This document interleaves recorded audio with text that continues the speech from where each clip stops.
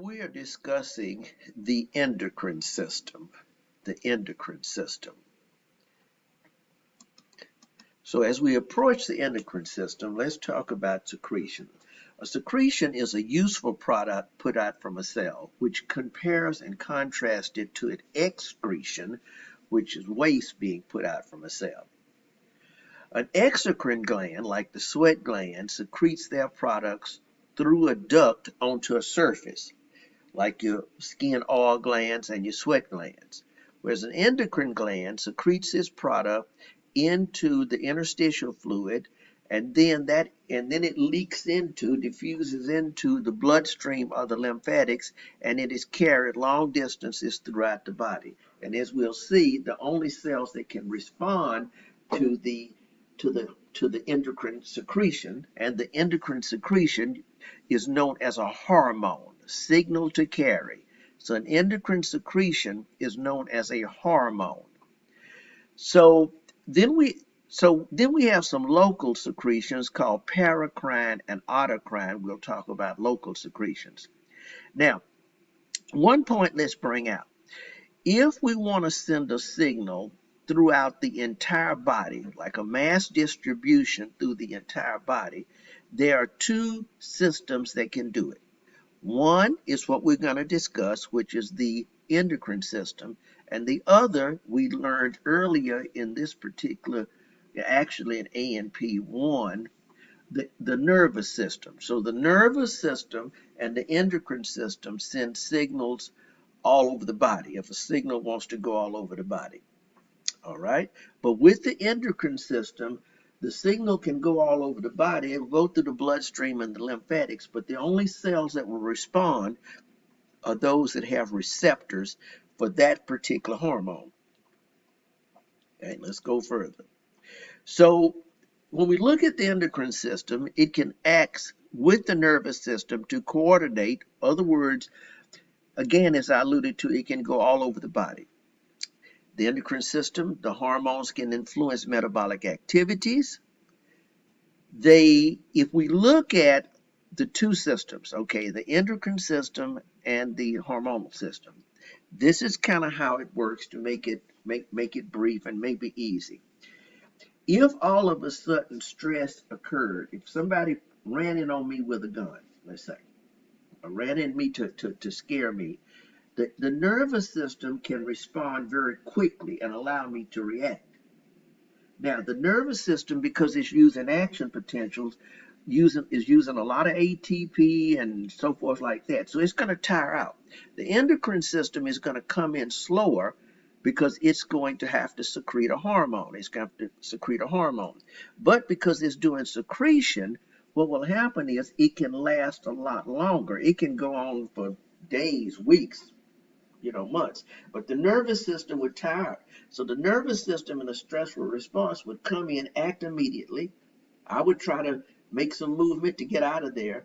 But if it's going to be a prolonged stress, a prolonged encounter, then the endocrine system comes in slower, but it goes a long time, and the nervous system can back off. Okay?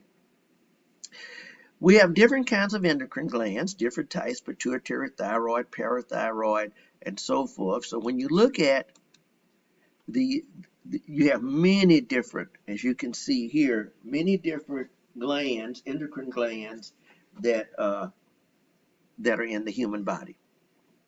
Okay, we'll go further. Some organs, like the pancreas, produce both hormones, which would mean they are endocrine secretors, but they're also exocrine secretors. Remember, through a duct. So what we call those are mixed glands. You see this word here, mixed glands. So mixed glands would be those particular organs that can do both endocrine and exocrine. The hypothalamus has both neural and endocrine function. We'll look at that. So it coordinates both neural and endocrine. Here I said less obvious tissues that produce hormones include your adipose, your fat cells, your thymus, which we talked about in the immune, walls in the intestine, cells in the walls of intestine, the stomach, the kidneys, the heart. The heart produces something called atrial natriuretic factor. The kidneys can produce things called erythropoietin and thrombopoietin and so forth like that there. So we have various hormones that can be produced by these less obvious tissues that you would say. Okay. So we go further. Hormones, as I said, can go long distance, can travel in the blood or the lymph. Local secretions can be due what we call autocrine secretions, autocrine and paracrine. These are local secretions in tissue areas. Okay, let's look at this.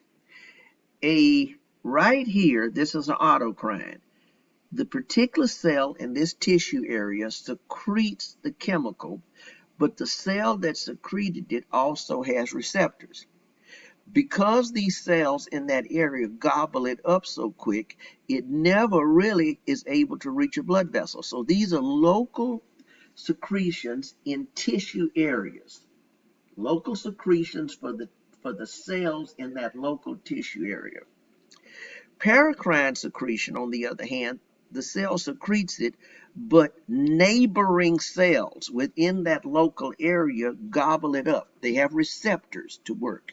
So both autocrine, self, and paracrine is a local signaling. Here, looking at endocrine, again, like I said, from here to the interstitial fluid to the bloodstream, carried long distances, and the only cells that can respond to it are those that have receptors for that particular chemical, that particular hormone. Okay, so we go a little further. Okay, the two main classes of hormones that we have are amino-based. Amino-based means amino acid. Now these can be single amino acids like the amines.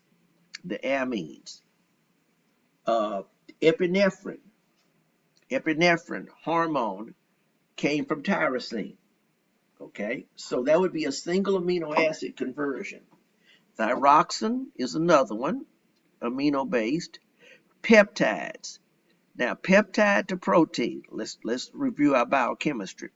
Most biochemists say that if the string in the primary structure of amino acids is 100 amino acids or less, we call it a peptide or polypeptide. And if it's 101 and greater, we call it a protein. This is by good biochemical nomenclature. But all of them were based on amino acids. Steroids, as you know, are synthesized from cholesterol. That's the mother compound. And these would be hormones. They would be lipid-based. These are water-soluble. Except for all of these are water-soluble, but the steroids are lipid-soluble. Okay? All right. So we go further here. Hormone actions on target cells. What hormones can do on target cells, they can alter the plasma cell membrane permeability by opening and closing ion channels. This is particularly true for like epinephrine, which can act like its sister, I guess you could say, norepinephrine. It can stimulate synthesis of proteins in the target cells or regulatory molecules. It can activate or deactivate enzyme systems in the target cells. It can induce secretory activity in the target cell, which means one hormone induces another to secrete. And it can stimulate, in many cases, mitosis, like growth hormone and so forth. Okay? So there are various mechanisms of actions of hormones on their target cells, what they're telling their target cells to do. Okay? Now, when it comes to the amine versus the steroid or the lipid soluble, water-soluble hormones, the amino acid based, except for thyroid hormone is different because of its chemical structure, cannot enter target cells. Why? Because remember, the cell membrane is not that permeable to, it's permeable to lipids, because most of it's a phospholipid bilayer, but really not to water-soluble things. That's back in ANP1. So when a hormone acts on, cannot get into the cell, should we say, then the receptors for that hormone must be on the surface, must be on the cell membrane, the plasma membrane. But the action is telling to be done is inside the cell, but you can only get to the cell membrane. So it's like somebody coming to a person's house that's wealthy and they knock on the door. Well, the actual owner doesn't come to the door. The butler comes to the door. Then the butler is allowed to take the message to the person that owns the house inside. So think of it in that way, okay? So the butler then becomes something we're going to call a secondary messenger. The first messenger was the person that knocked on the door. The second messenger is the person that's carrying the message to the actual person. Now, in this particular case, going back to the cell, the butler needs to carry, or the second messenger, the signal to the cell nucleus of the target cell. Ultimately carry it there. And that's what we call a secondary messenger. And there are different kinds of secondary messengers. There are different kinds of secondary messenger. For example, right here, the hormone binds to the receptor on the surface, and then it's going to turn on this cascade action. Now, let me tell you what a cascade is. A cascade is like where one stream pours into another one, and that stream gets bigger and larger into the next stream, and so forth. So it turns on a cascade action that occurs inside the cell, okay? And that's what we call the secondary messenger. And again, that's for the water-soluble hormones that cannot enter the cell, okay? Lipid-soluble hormones, remember we want to communicate to the inside of the cell. So lipid-soluble hormones can actually go into the cell because why? Because they can pass through the cell membrane. Along with thyroid hormone, even though it's an amine, because of its biochemical structure, it also can transverse the cell membrane.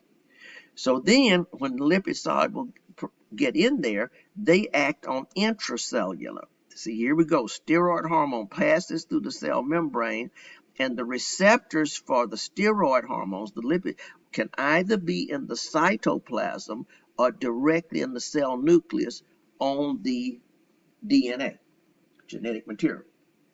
Okay, but the key here is they can pass directly through the cell membrane and go in because they are lipids, and the cell membrane likes lipids because the cell membrane is primarily a phospholipid bilayer, and lipids like lipids. Okay. All right. So we go a little further, and now we're looking at this secondary messenger aspect. So I'm going to end right here and pick this up on the next video. Pick this up on the next video.